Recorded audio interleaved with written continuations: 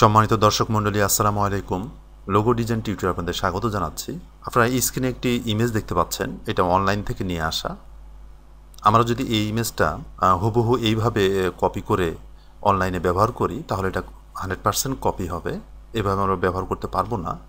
তো আজকে আমরা যেটা দেখব সেটা হলো যে, যারা আসলে নিজে থেকে কনসেপ্ট গ্রো করতে পারে এবং এভাবে স্যাম্পল বা আইকন তৈরি করতে পারে, তাদের জন্য আজকের এই টিউটোরিয়ালটা না। এই টিউটোরিয়ালটা তাদের জন্য যারা কনসেপ্ট গ্রো করতে পারেন না এবং অনলাইনে সহজতা নেন এবং বিভিন্ন জায়গা থেকে কপি করেন, কপি করে সেটা আপনারা কন্টেস্টে হোক বা যেখানে হোক আপনারা সেটা আপলোড করেন। তো আসলে কপি করে একটা ইউনিক লোগো রূপ আমরা দিতে পারি, সেটাই আসলে মূলত আজকে আমরা দেখব। তো কাজ শুরু করার আগে ছোট্ট একটা ব্রেক, চলুন আমরা আমার চ্যানেলটা থেকে ঘুরে আসি। এটা আমার চ্যানেল, এখানে হিউজ পরিমাণে টিউটোরিয়াল রয়েছে। তো আজকের টিউটোরিয়াল যেহেতু ফিনান্সিয়াল টিউটোরিয়াল, ফিনান্সের লোগোর উপর টিউটোরিয়াল হবে, তো এর উপরে এর আগে আমাদের দুইটা টিউটোরিয়াল এখানে আছে, আপনারা এগুলো দেখে নিতে পারেন। আর আপনারা যারা নতুন একেবারে আমার এই চ্যানেলে এসেছেন এবং লোগো ডিজাইন শিখতে যাচ্ছেন, তারা আমার চ্যানেলের যে কোনো একটা ভিডিও ওপেন করেন। ওপেন করার পরে আপনি এখানে আসেন, ডিসক্রিপশন যে বক্সটা আছে এখানে এসে শো মোর এখানে ক্লিক করেন। ক্লিক করার পরে আপনারা দেখতে পাবেন এখানে ভিডিওর লিঙ্ক দেওয়া আছে এবং স্টেপ বাই স্টেপ আপনি কোনটা প্রথম থেকে শুরু করবেন এবং তারপরে কি করবেন, কখন আপনি কন্টেস্ট শুরু করবেন, সব কিছু একদম ডিটেল এখানে দেওয়া আছে। আপনারা যদি এখানে প্রথম থেকে শুরু করেন এবং লাস্ট পর্যন্ত দেখেন, আমার ধারণা আপনারা ডিজাইন শিখে যাবেন ইনশাল্লাহ। এরপরেও যদি আপনাদের কারো মনে হয় তাহলে আমার একটা পেইড কোর্স আছে, সেটা আপনারা করতে পারেন। সেটা হচ্ছে এই টিউটোরিয়াল দেখলে সব ডিটেল আপনারা পেয়ে যাবেন। তবে এখানে একটা বিষয় আপনাদের জেনে রাখা ভালো, সেটা হলো যে এক ভাই আমাকে নক করেছিলেন এবং বলেছিলেন ঠিক এইভাবে যে ভাই আপনি তো কোর্স চালাচ্ছেন, তো আপনার ফ্রিল্যান্সার প্রোফাইল দেখান, আপনার ফাইবার প্রোফাইল দেখান, আপনি সফল কিনা, আপনি যদি সফল হন তাহলে আপনার কোর্সটা কিনবো। তা আসলে আমি বলবো এই ধরনের যারা মন মানসিকতা রাখেন তাদের জন্য আমার এই কোর্সটা না। আসলে ওভার স্মার্ট কোনো লোকের জন্য আমার এই কোর্সটা না। যারা নিতান্তই টুকটাক ইলাস্ট্রেটরের কাজ জানে বা অনলাইন সম্পর্কে একটা ধারণা আছে, তারাই মাত্র আমার এই কোর্সটা করতে পারেন। তো যা হোক, আমরা চলে আসছি ইলাস্ট্রেটরে। তো আমি বললাম যে আমরা এটা কপি করব। তো কপি করার জন্য আমি ইমেজটাকে লক করে দেবো। এই জন্য ইমেজটাকে আমি ক্লিক করে সিলেক্ট করলাম। সিলেক্ট করার পরে আমি অবজেক্টে যাচ্ছি, অবজেক্ট থেকে লক আমি এখানে সিলেক্ট করে দিলাম। আমরা কিবোর্ড থেকে Ctrl+2 প্রেস করলেও লক হয়ে যাবে, শর্টকাট এটা আর কি। এরপর আমরা যা করব, পারতপক্ষে পেজটা একটু বড় করে নিব। আর এটাকে কপি করার জন্য আমরা পেন টুলের সহায়তা নিব। এই জন্য টুলবার থেকে আমি পেন টুলটা সিলেক্ট করলাম এবং কালারটা আমি এখানে ফিলে আছে, আমি স্ট্রোকে নিয়ে আসলাম। দেন আমি এখান থেকে শুরু করছি। আমি এখানে জাস্ট ক্লিক করলাম, দেন আমি এখানে ক্লিক করছি। আপনাদের পেন টুল নিয়ে যদি কোনো সমস্যা থাকে, তাহলে পেন টুলের উপরে আমার 3টা টিউটোরিয়াল রয়েছে, আপনারা সেগুলো দেখে নিতে পারেন।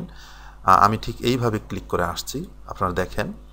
এরপরে আমরা এখানে ক্লিক করব, কিন্তু রেখাটা যেহেতু এদিক দিয়ে চলে আসছে, সেহেতু আমি কিবোর্ড থেকে পেন টুলে থাকা অবস্থায় কিবোর্ড থেকে অল্ট কি চেপে ধরলাম এবং এই রেখাটা আমি কাট করে নিলাম এবং এর সঙ্গে মিলানোর চেষ্টা করব। এখানে যেভাবে আছে আমি মিলাই দিলাম। দেন আমি অল্ট কি ছেড়ে দিলাম এবং আমি আবার পেন টুলে চলে আসলাম। এখন আমি এখানে ক্লিক করছি, এখানে ক্লিক করছি এবং যেখান থেকে শুরু করেছিলাম সেখানে নিয়ে গিয়ে শেষ করলাম। এরপর আমরা এই অপশনে, পেন টুলের এই অপশনে নিচে যে 4 নম্বর যে টুলটা রয়েছে অ্যাঙ্কর পয়েন্ট টুল, আমরা এটা সিলেক্ট করলাম। সিলেক্ট করার পরে আমরা এগুলো আমরা একই সাথে করতে পারতাম এবং এভাবে খণ্ড খণ্ড করেও আমরা করতে পারি, কোনো সমস্যা নেই। আমি রেখাগুলো ধরছি এবং ঠিক যেইভাবে আছে আমি মিলাই নিচ্ছি, ঠিক রাখলাম। দেন এরপরে দেখেন এখানে কিছুটা মিলেনি, তখন আমরা এখানে হ্যান্ডেল ধরে এটা মিলাই নিব, ঠিক এইভাবে। ঠিক এই হ্যান্ডেল ধরে ঠিক করে নিলাম। এরপর আমি এখানে ক্লিক করে ড্রাগ করে নিয়ে যাচ্ছি এবং এইখানে মিলানোর চেষ্টা করব। ঠিক এই, যদি না মিলে তাহলে অসুবিধা নাই, আমরা পরে হ্যান্ডেল ধরে আমরা মিলাতে পারবো। তো আমাদের এটা ড্রাগ করা হয়ে গেল। এখানে একটু সমস্যা আছে মনে হয়, আমি এখানে ক্লিক করছি, ক্লিক করার পর হ্যান্ডেল বের হলো, আমি এটা ঠিক করে নিব। ঠিক এই, এরপর আমি আবার পেন টুলটা সিলেক্ট করছি। সিলেক্ট করার পরে আমি ঠিক এখানে ক্লিক করলাম, পূর্বের ন্যায় এখানে ক্লিক করলাম। এখন আর আমি এদিক চলে যাচ্ছি না, আমি একসাথে কাজটা সেরে যাব। আসলে দুইটা পন্থাই আপনাদের দেখানোর জন্য এভাবে করছি। এরপর আমি কিবোর্ড থেকে অল্ট কি চেপে ধরলাম এবং এখান থেকে আমি রেখাটা টেনে ঠিক এই বরাবর করব, ঠিক এই। এরপর আমি এখানে ক্লিক করছি এবং এখানে ক্লিক করছি এবং এখানে, এবং যেখান থেকে শুরু করেছিলাম সেখানে নিয়ে গিয়ে শেষ করলাম এবং অল্ট কি চেপে ধরে আমি এটাকে কার্ভ করে নিব এখানে যেভাবে আছে ঠিক সেইভাবে।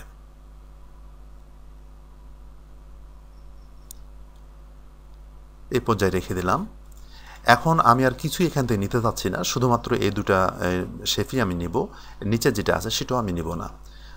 তাহলে এখন আমরা যেটা করতে পারি সেটা হলো আমরা যে লক করে রেখেছিলাম ইমেজটা, জেপিজি ইমেজটা, সেটা আমরা আনলক করতে পারি। আর আনলক করার জন্য আমরা কিবোর্ড থেকে Ctrl+Alt+T প্রেস করতে পারি, কিংবা আমরা অবজেক্ট থেকে আনলক অল এখানে ক্লিক করতে পারি। দেখেন আনলক হয়ে গেছে। আমি কিবোর্ড থেকে ব্যাক স্পেস চাপ দিলাম, তাতে ডিলিট হয়ে গেল।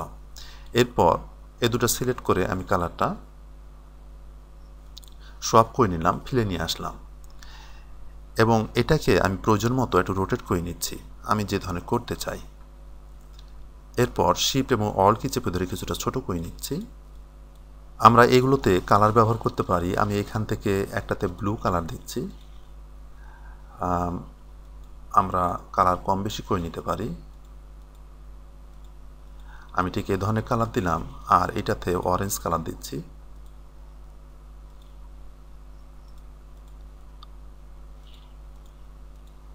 ঠিক এই ধরনের কালার দিলাম আর কি, ঠিক এই। তো এটা আমরা যেটা করলাম সেটা হলো একটা জেপিজি ইমেজ থেকে আমি এটা 100% কপি করে নিয়ে আসলাম, যদিও সেই ইমেজ থেকে আমি নিচের অংশটা ছেড়ে দিয়েছি। এরপরেও একে আরও ইউনিক আমরা কিভাবে করতে পারি, কিভাবে ব্যবহার করতে পারি ইউনিক রূপে, সেটাই দেখব। আসলে এটা আমি একটা টেক্সটের সাথে একটা লেটারের সঙ্গে আমি যুক্ত করতে চাচ্ছি। এই জন্য আমি টুলবার থেকে টাইপ টুলটা সিলেক্ট করলাম। সিলেক্ট করার পরে আমি আর্ট বোর্ডে ক্লিক করছি, দেন রাইট বাটন ক্লিক করে সাইজটা একটু বড় করে নিই। এরপর আমি কিবোর্ড থেকে শিফট চেপে ধরে এ লিখে দিলাম, দেন আমি সিলেকশন টুল চলে গেলাম এবং শিফট অল্ট কি চেপে ধরে কিছুটা বড় করে নিচ্ছি। এটাতে আমি যে ফন্টটা দিব সেটা হচ্ছে এনসি, এই ফন্টটা দিব আমি NCC 1701 এ রেগুলার, এটা আমি ব্যবহার করছি। এরপর এটাকে আমি রাইট বাটন ক্লিক করে ক্রিয়েট আউটলাইন করে ফেললাম। এখন আমি যেটা করব সেটা হচ্ছে যে এটা এবং এই যে আমি এ নিলাম এর সঙ্গে একটা সমন্বয় করে কিভাবে একটা ডিজাইন তৈরি করতে পারি সেটাই আমরা করব আসলে। তো এটাকে আমি ছোট করে নিচ্ছি। আমি শিফট এবং অল কি চেপে ধরে ছোট করলাম। ছোট করার পরে আমি চেষ্টা করব এটাকে এর সঙ্গে সেট করার জন্য। আমি দুইটা গ্রুপ করে নিচ্ছি, Ctrl+G প্রেস করলাম।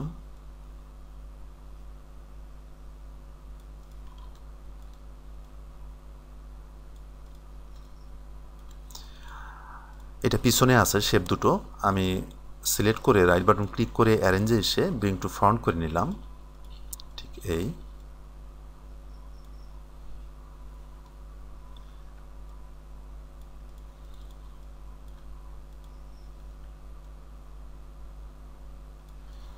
আমি লেফট রাইট অ্যারো কিংবা আপ ডাউন অ্যারোগুলো প্রেস করে ঠিক করে নিচ্ছি এর অবস্থানটা। আসলে যদি এমনই ভালো লাগে আমি এটা রেখে দিচ্ছি, এটা কপি করে আমরা দেখে নিতে পারি যে কেমন হয় এটাতে আসলে। এরপরে আমি যা করব তা হলো আমি এটা সাইডে রেখে দিই। আমি এটা আনগ্রুপ করে নিচ্ছি। আনগ্রুপ করে নেওয়ার পরে আমি এটাকে সিলেক্ট করছি। সিলেক্ট করার পরে আমি অবজেক্টে যাচ্ছি, অবজেক্ট থেকে পাথ এবং অফসেট পাথ করছি এবং এখানে প্রিভিউ চেক মার্ক করে নিব। আমি এটা কিছুটা বাড়াই নিচ্ছি। আমি এখানে 6 পিটি রাখলাম, দেন ওকে করলাম। আমি Ctrl+ করে জুম করে নিচ্ছি। দেন আমি সবগুলো সিলেক্ট করলাম। সিলেক্ট করার পরে টুলবার থেকে আমি শেপ বিল্ডার টুলটা সিলেক্ট করছি। সিলেক্ট করে আমি কিবোর্ড থেকে অল কি চেপে ধরে এখানে ক্লিক করছি, এখানে এবং ঠিক এখানে। এরপর আমি ডাইরেক্ট সিলেকশন টুলে চলে গেলাম এবং আমি যে বর্ধিত যে অংশ অফসেট পাথ করে নিয়েছিলাম সেটা ডিলিট করে দিচ্ছি। আমাদের এখানে এটা আছে, এটা দরকার নাই, এটা আমি ডিলিট করে দেব। এরপর আমরা এই দুইটা সিলেক্ট করে টুলবার থেকে আমি শেপ বিল্ডার টুলটা সিলেক্ট করলাম, দেন অল কি চেপে ধরে আমি এখানে ক্লিক করছি, এটা ডিলিট করে দিলাম। এবং আমাদের এই যে এই অংশটা আছে এটাও থাকবে না। তো দেখেন এটা এর সঙ্গে যুক্ত হয়ে আছে। আমি সিলেক্ট করে রাইট বাটন ক্লিক করে আনগ্রুপ করে নিচ্ছি। আবার রাইট বাটন ক্লিক করে রিলিজ কম্পাউন্ড পাথ এটা করে নিচ্ছি এবং এটা আমি ডিলিট করে দিলাম, ডিলিট করে দিলাম। এবং এই দুইটা সিলেক্ট করছি। সিলেক্ট করার পরে আইড্রপার টুল দিয়ে আমি এই কালারটা পিক করে নিচ্ছি এবং পাথফাইন্ডার অপশনে এসে আমি ইউনাইট করে দিলাম ঠিক এইভাবে। এবং এই দুইটা সিলেক্ট করার পরে আমি পাথফাইন্ডার অপশনে এসে ইউনাইট করে দিচ্ছি ঠিক এইভাবে। এরপর টুলবার থেকে আমি টাইপ টুলটা সিলেক্ট করছি, সিলেক্ট করার পর আমি এখানে ক্লিক করলাম। দেন আমি শিপ চেপে ধরে আমাদের ডলারের যে সাইনটা আছে, আমি এটাতে একটা ফন্ট দিচ্ছি। এখানে যে ফন্টটা ব্যবহার করব সেটা হচ্ছে নেকজা বোল্ড আমি দিলাম।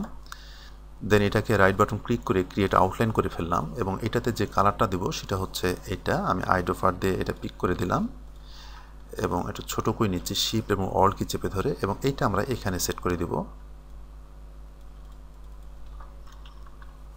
আমি জুম আউট করে দেখে নিচ্ছি আসলে কত বড় বা ছোট এখানে রাখলে দেখে ভালো লাগবে।